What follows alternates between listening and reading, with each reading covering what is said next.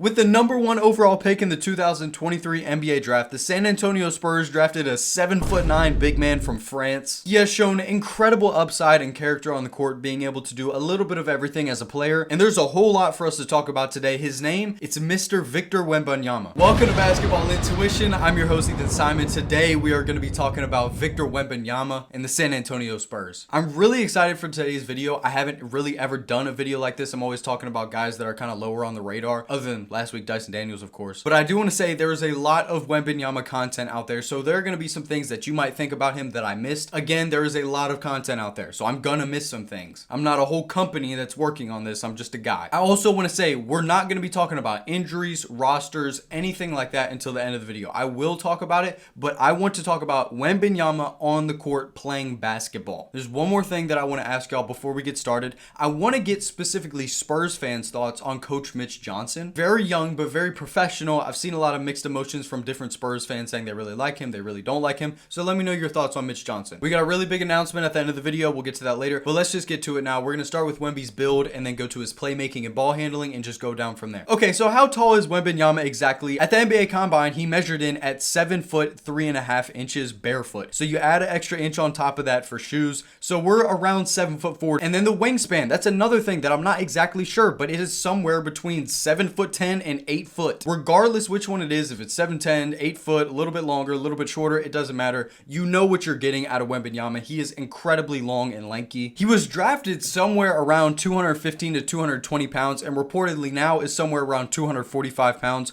with only 2 seasons and an injury on top of that. That's really great progression with muscle. And yes, he is continuing to grow the muscle and become stronger and stronger, but he already has so much length, so he's able to make up in those areas. Something we'll get to a little bit later, but I already feel like he absorbs contact very well, even though he's very skinny and lanky. 2 more things for the build. #1, he is 21 years old, turning 22 years old in January of next year, so only a couple more months until he is 22. And then also a little fast fact, if I had to throw it at you, this applies to every single part of his game. His hand-eye coordination for his size is absolutely incredible, and I really wanted to highlight that to start the video. Like I said, I wanted to start the video with the playmaking and the ball handling because I feel like the playmaking part is really underrated at this point about his game. I will start by saying that his vision is most definitely one of his best strong suits when it comes to playmaking. And I'll also just put this in here to start, but I do think that his vision is better than his accuracy. I'm sure that that is something that he's working on and aware of. He has a lot of ugly turnovers off of bad passes. He sees his man, but he just makes a bad pass. Okay, now a bunch of good things. I want to start by saying I thought his passing to the interior man was really impressive. Specifically his chemistry with Jeremy Sochan,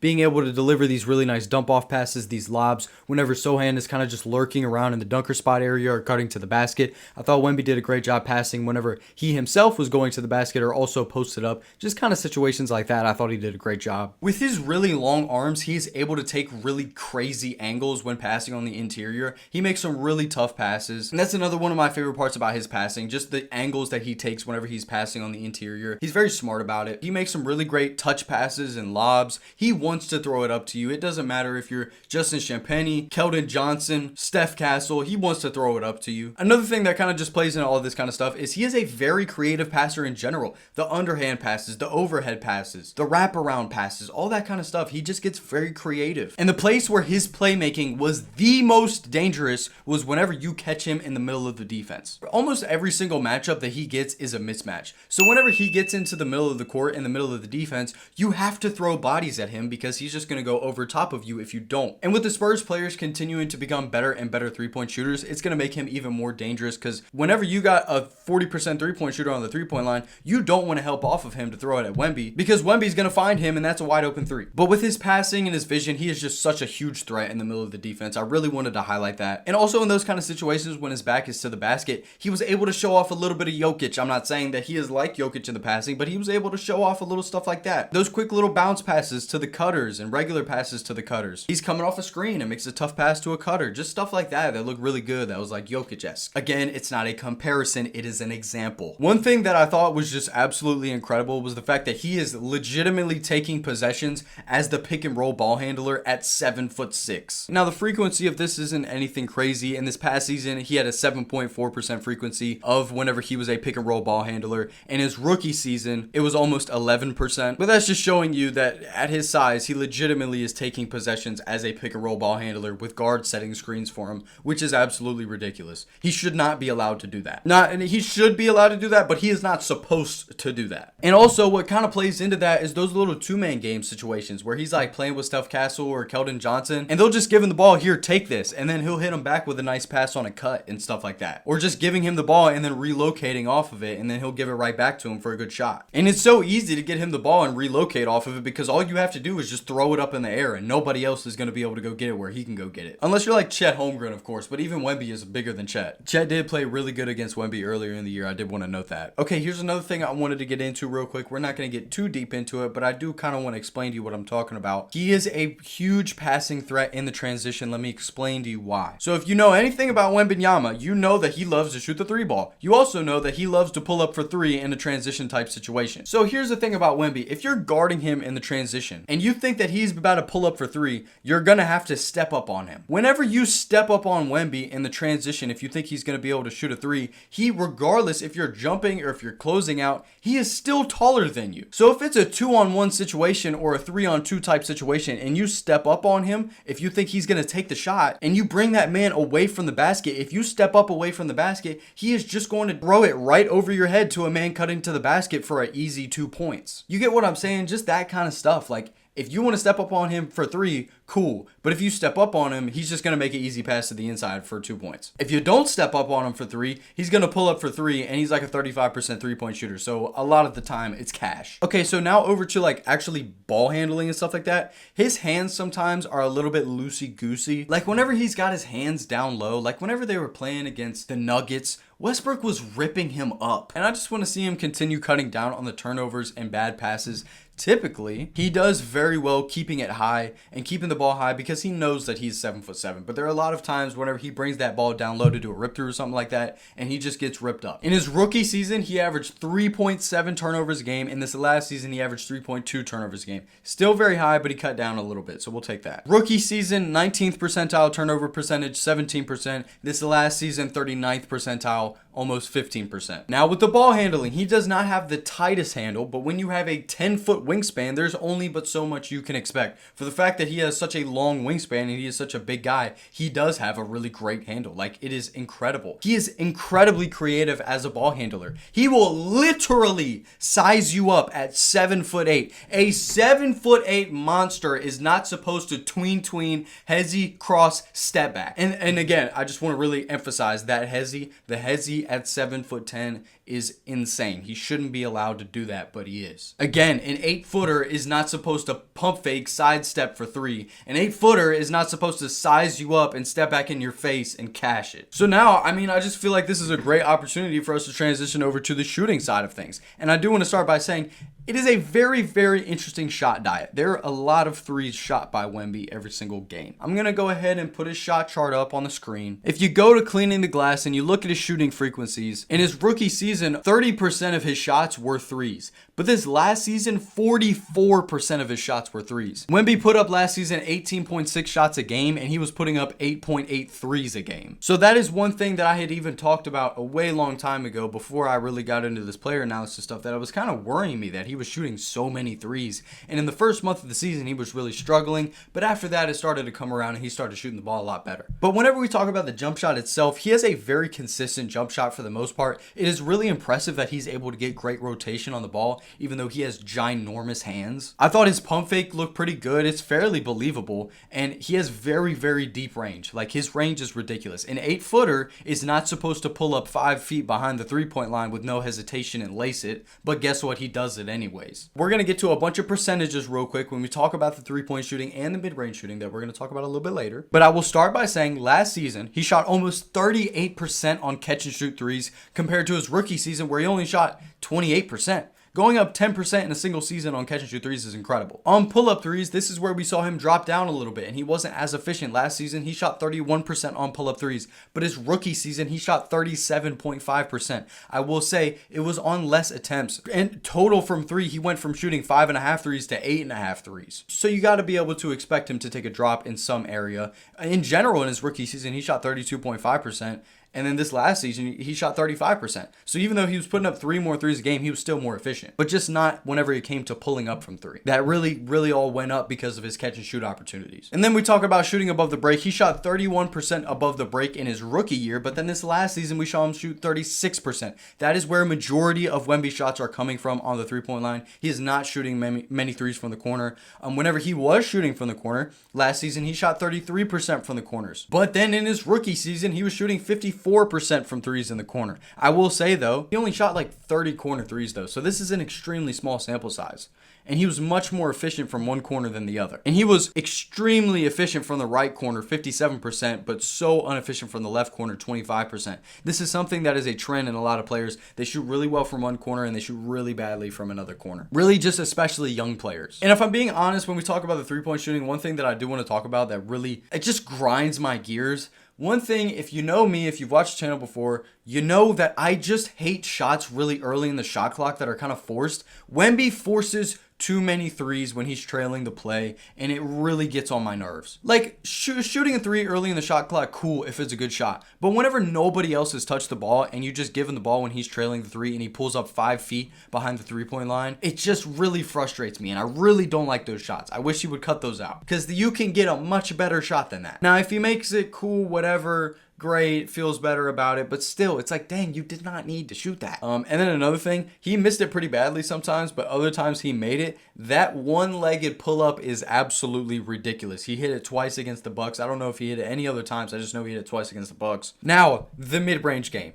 I will tell you what, if Wemby is really able to master his mid-range game, it is going to be absolutely terrifying for any NBA team. Like I talked about earlier, whenever he's in the middle of the defense inside the three-point line, he is such a threat and so dangerous. So if he's like a 40-45% mid-range shooter somewhere in that area, it's going to draw so much more attention and there's going to be nothing you can do about it. In his rookie season, he shot 30% on pull-up twos. Now, this last season, he shot 37%. That is great improvement for one season. In general, if you look at cleaning the glass, I'm not exactly sure where they get this from, but I'm going to go ahead and just throw it out there anyways. In his rookie season, 37% on all mid-range shots, and then this last season, 44% on all mid-range shots. That does include really short mid-ranges. But on long mid-ranges, rookie season, 33%, last season, 41%. Again, great improvement. And then more specifically, whenever we really dive into that mid-range game, my favorite thing was the face-up game. Like, giving him the ball whenever he's posted up and then him turning around.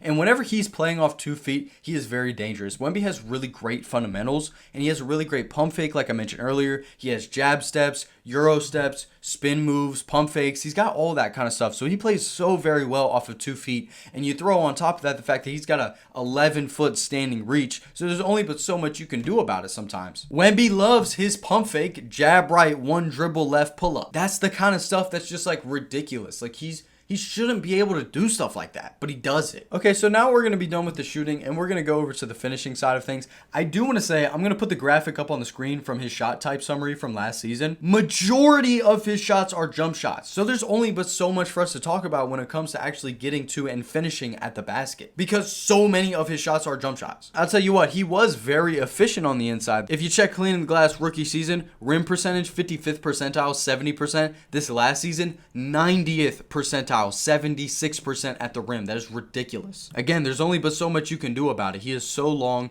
He uses his length very well around the rim. I would say perfectly around the rim. It's like he knows that he's 8 foot tall and nobody else is. So it's just perfect. Again, like I mentioned earlier, he makes everything look like a mismatch. So there are times where there's only but so much you can do about it. What teams try to do, like I mentioned earlier with the Westbrook example, they take these smaller defenders and they try to really push into his body and be super pesky. But depending on who that defender is, a lot of the times if they're pesky enough, if they're handsy enough, he will just go over top of you and there isn't a thing you can do about it. But if you got other guys with really good hands that are really good defensively, have a lot of energy, a lot of grit, like Russell Westbrook was being an absolute nuisance when he was guarding him. Westbrook had like 5 steals on him in those 2 games back to back, and it was because Wemby kept bringing it down low for that rip through move, and Westbrook kept taking his cookies because he wasn't keeping it high. That's something I mentioned earlier. Typically he does a really good job of keeping the ball high, but there are other times where he's not doing that and he keeps bringing it down low and just getting ripped up. But I mean, in most cases, if you're under 7 foot and he gets into that Euro step, there's nothing you can do about it. And then we talk about Wemby on the offensive glass. We'll talk about a little bit of rebounding later. I'm not going to spend a whole lot of time on the rebounding because he's so tall. It's like, how much can we talk about for the rebounding? He literally just goes over top of you and grabs rebound. But whenever he's on the offensive glass, he gets easy tip-ins and stuff like that. Those are easy points on the inside. Quick little offensive rebounds, put back for a dunk. And this is something that kills me. This is another one of the things that absolutely kills me. The fact that he likes finger rolls. Cool, if you like a finger roll, cool, whatever. But whenever you're putting up a finger roll and your hand is literally above the rim and you're still shooting a finger roll, what are you doing? Those are easy dunks. And yes, he makes them most of the time. So it's not like he's just missing easy 2 points. But it's like, why not throw down a dunk and make them scared of you? Make them afraid to jump up with you. Whenever they know that you're going up and you're not going to yam it on them, they'll jump with you and they'll try and contest a shot. But if they know that you're dunking that every single time, they're not going to want to jump at you. This is like the Shaq thing. Like his dad telling him in high school, like he went up for a finger roll, he was above the basket, and then his dad got on him, and from then on he just dunked everything, and from then on people were scared to jump with him because they knew they were going to get dunked on. Another thing I do want to mention real quick, it doesn't really play into this a whole lot, but I thought it was really interesting. Over the offseason, he was on different timing. Like whenever he gets back warmed up throughout the season, he's going to be looking ridiculous. He was working out with Kevin Garnett, Hakeem Olajuwon, and Monks over the offseason. Like, it doesn't get any better than that. Another thing I want to talk about is him getting to the free throw line. I want to see him keep getting there, and I want to see him get there a little bit more, if I'm being honest. He got there more in his rookie season than he did his sophomore season. If you take a look at the numbers, rookie season, 5.2 free throw attempts a game. Last season, 4.1 free throw attempts a game. The good thing about the free throws is rookie season, 79.6% from the free throw line. Last season, 83.6% from the free throw line. That's it. That's improvement. Not a whole lot, but we'll take improvement. He's not one of those guys that's going from 60% to 64%, and we're in the 80s already as a really young guy, which is great. Another thing that plays into him getting to the free throw line and finishing is his and one percentage. If you look at his and one percentage, he is in the 68th percentile, meaning that whenever he gets fouled on a shooting foul, he makes the shot 26.7% of the time. With his size, I do feel like that could go up a little bit. Now, ladies and gentlemen, let us talk about the defense. No more offense for the rest of the video. Strictly defense from here on out. He is the biggest and most ridiculous paint presence I've ever seen in my entire life. There are games where teams literally will not go to the paint whenever he's in the game. Nuggets versus Spurs, January 3rd. If you go watch the first half, you don't even need to go watch the full game. In the first half, they were kind of testing him a little bit. But in the second quarter especially, if you go watch the second quarter, January 3rd, Nuggets Spurs, you will see that they literally would not go at Wemby. They refused to go to the inside. They kept settling for mid-ranges and threes because they knew if they went to the inside, they were just going to get blocked. He's got Hall of Fame pogo stick. He's got a 40-foot wingspan. He's got great timing, great anticipation. Do you know how many blocks Wemby averaged last season? Do you have any idea how many blocks he averaged last season? 3.8 blocks a game. That's almost 4 blocks a game. As a second-year player, that puts him in like the top 15 ever in the history of the NBA. It's absolutely ridiculous. Another thing that I mentioned earlier that I wanted to, re-bring up was the fact that, like, yes, he doesn't have a whole lot of strength on him, but I still feel like he absorbs the contact very well when a big is trying to outpower him. Of course, there are times if you have some size and you have some more strength, you're able to put your shoulder into him and you might be able to get enough space to get your shot off. Also, another place where you're able to kind of finesse your way around his long arms and his shot blocking ability is a super skilled big man like Jokic that can take really shifty and really quick angles around the rim. Like whenever Jokic does that thing where he catches the ball with one hand and then puts it up with that same hand without another motion, that's the kind of stuff I'm talking about. Just using quickness and positioning. Like a super skilled big like Jokic can finesse his way around that. But the thing is about that is there are not many, or really more than like 3 or 4 players in the entire NBA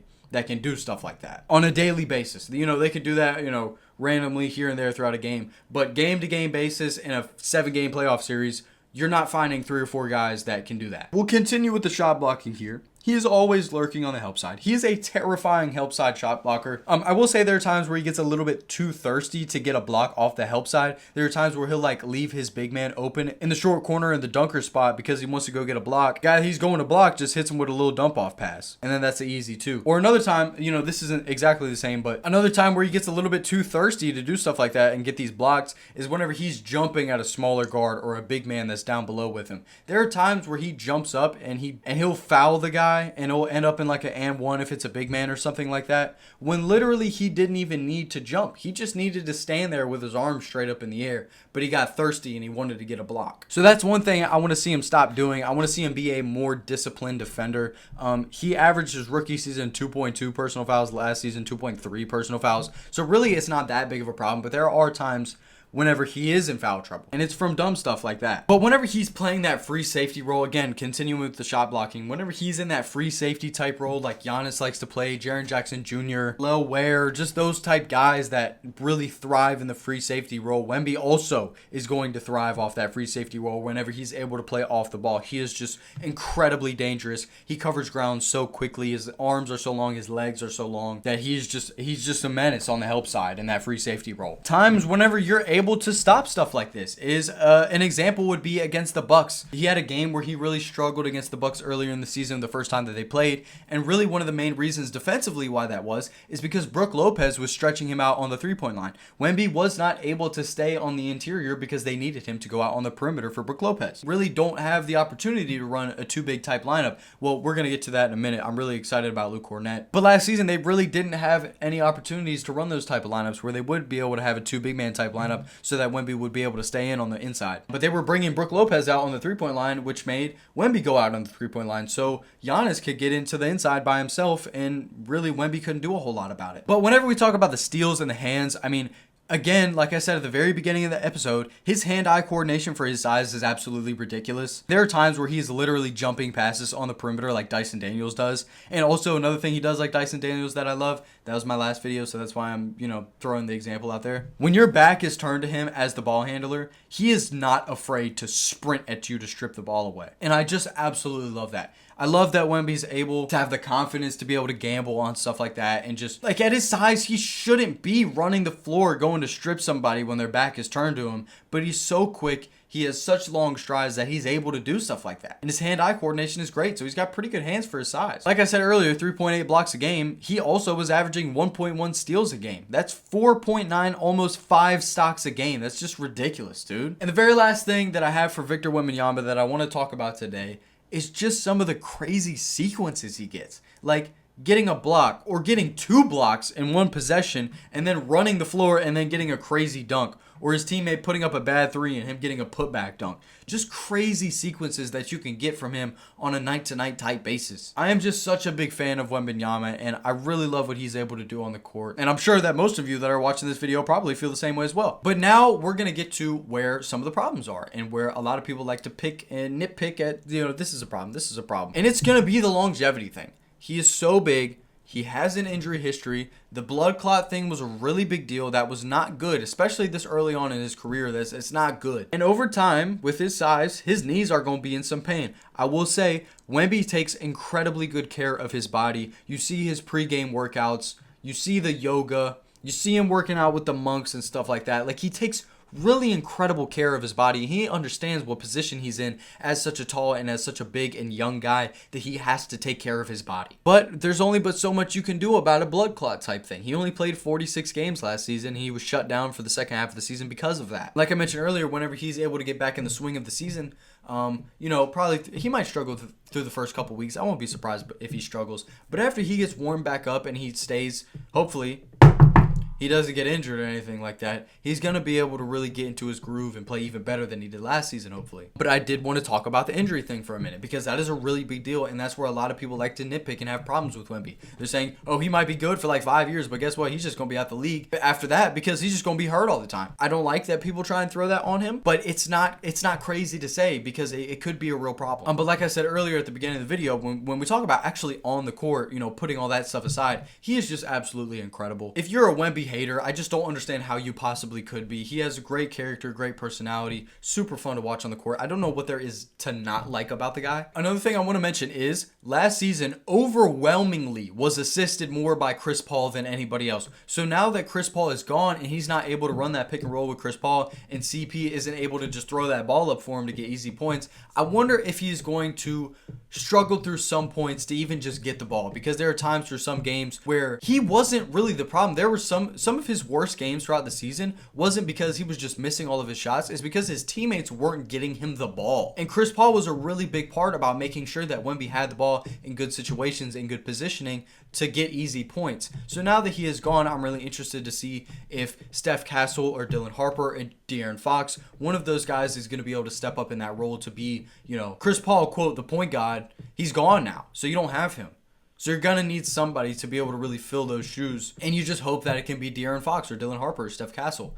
And all three of those guys are some of my favorite players in the NBA. Like, I love the Spurs roster. They have some of my favorite players. So I'm super optimistic about them, and I really do believe that they're able to have a good season next year if they're able to stay healthy. And this is not the best depth chart you've ever seen. It's not the most accurate. Having Jordan McLaughlin as the backup point guard, I'm not exactly how I feel about that. Regardless, doesn't matter. You see the roster. You look at the guard rotation. We're looking at De'Aaron Fox, Steph Castle, Dylan Harper. Then we look at the forwards. You look at Devin Vassell, Keldon Johnson, Harrison Barnes, Carter Bryant. And this is where I am very excited. Last season, a problem is whenever Wembanyama was off of the court, they really struggled because they didn't have a really good big man to come off the bench. I'm not saying that Luke Kornet is elite by any means necessary, but he's able to give really good minutes. He was very impactful for the Celtics last season. Also, he brings lineup versatility. If you really want to run two bigs, you can do that. You got two guys that are over 7'1" you can throw on the court together. I'm not saying it's the best idea, but I'm just saying that you have that option. And also, I just love it even more. Again, a big thing about keeping Wemby healthy is not overplaying him. Being able to have him stay on the bench for periods of the game and still be confident with the roster that you have out there. So Luke Kornet being on the roster is going to be able to help out Wemby, so he's able to sit on the bench for a little bit and the Spurs still be confident in the big man they have out on the court. So I'm super excited about Luke Kornet. I thought that was one of the most underrated pickups of the entire offseason. I'm a big Carter Bryant guy. I made a video about him a while ago. I'm a big Dylan Harper guy. I'm so high on him. I think he's incredible. Steph Castle was the first player breakdown and player analysis I ever did, so I really appreciate and like Steph Castle a lot. I've always loved Devin Vassell. I love guys with longer wingspans that are, wings or guards that get to that mid-range and can shoot the three, get to the basket. And real quick, before we get to the comment of the day and end off the video, I do have a quick announcement for you guys that I'm really excited to tell you. I've been talking about this second channel for a long time now. Haven't dropped any videos on it. Was waiting for 2K26 to drop. Finally came out. Filmed a video for it. The audio was terrible. I was really upset about it. But guess what I did last night? It has been created. The Tracy McGrady Jr. My Career Series Episode 1. It has been created. And matter of fact, we're going to make it public right now. We're going to publish this video right now as we speak. Boom. It has been uploaded. So make sure to go check out the second channel if you are interested in any 2K content. It was a really great first game. You see on the thumbnail, I dropped 64 points, didn't miss a single shot. It was a really fun game. I kept all the dialogue in there. If you don't care about the dialogue, I put a timestamp in so you can just skip the dialogue and just watch the gameplay. Episode 2 has already been filmed. It is a shorter episode, but it's already been filmed. I'm going to edit that whenever I get time. So make sure to keep an eye out on the second channel for stuff like that. That's not just going to be 2K. That's going to be all my other projects, just my passion projects. Those are all going to go up on the second channel, Ethan Intuition. The link is in the description as always, so make sure to go sub to that. Like the video, watch the video, comment on the video. And the last segment of the day, typically, it is the comment of the day. If you don't know what the comment of the day is, my favorite comment from the previous video, or really any video, and I talk about, I pick a comment, give the person a shout out, and that's the comment of the day. Last night, I was reading the Good Word, and there was something that was really pointing out to me, and it was really coming at my soul. And I wanted to share it with you guys today. So instead of the comment of the day, we're going to do a couple verses of the day. I'm not going to be just sitting here reading the verses. It's just really short, just real quick. I just want you to hear this real quick. This really hit my soul, and I thought this was really cool, and I wanted to share it with you. I feel like God put it on my heart this morning to share it with you. So I'm reading John right now. I am in John 11. Yesterday throughout the day, I read John 11, 12, and 13. I was really in the Word yesterday.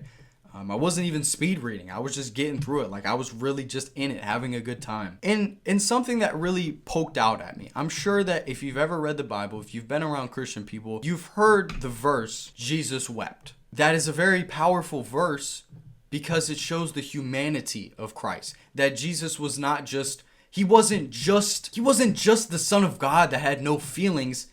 He was a man. And God sent his son in a wicked world. And Jesus still felt feelings. Like, Jesus was a man, yet he was the son of God, but yet he was still a man. 3 passages real quick I want to go through. This is John 11:35. It's the verse that I just said. Jesus began to weep. The context of this, Jesus just went back to the city. His friend Lazarus had died.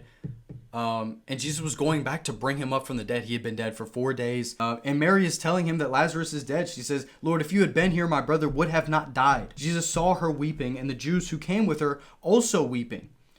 This is the verse. This is one of the verses that really hit me. He was greatly disturbed in spirit and was deeply moved. Again, this is showing the humanity of Christ, that Jesus, though he was the Son of God, though he was a perfect human being and never sinned in his life, he still felt emotion. He was disturbed in his spirit. He was still sad. Verse 34, he said, where have you laid him? They said to him, Lord, come and see. And this is where you get 35. Jesus began to weep. Jesus cried. And then the Jews are like, see how he loved him. But some of them are like, he opened the eyes of a blind man, so why couldn't he have kept this guy alive? Then again, it emphasizes in verse 38, then Jesus, again, greatly disturbed, came to the tomb. It was a cave. Lazarus was in it. He says, take the rock, take the stone away from the tomb. They're like, Jesus, he's been dead for 4 days. It smells. There's a stench. Why are we going to do that? And he says, did I not tell you that if you believed, you would see the glory of God? So they took the stone away, and Jesus says, Lazarus, come out. Lazarus, come out of the tomb. You want to guess what he did? He rose. After 4 days, Lazarus lay dead in a tomb. Jesus told him to rise.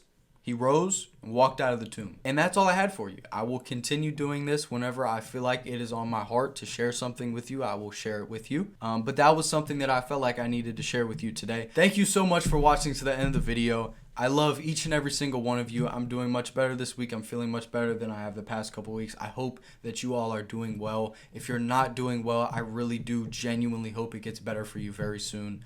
I always leave my Instagram in the link below in the description in case anyone ever feels like they need to talk to somebody. Nobody has ever DM'd me or told me, I really need to talk to somebody or I need to get something on my chest.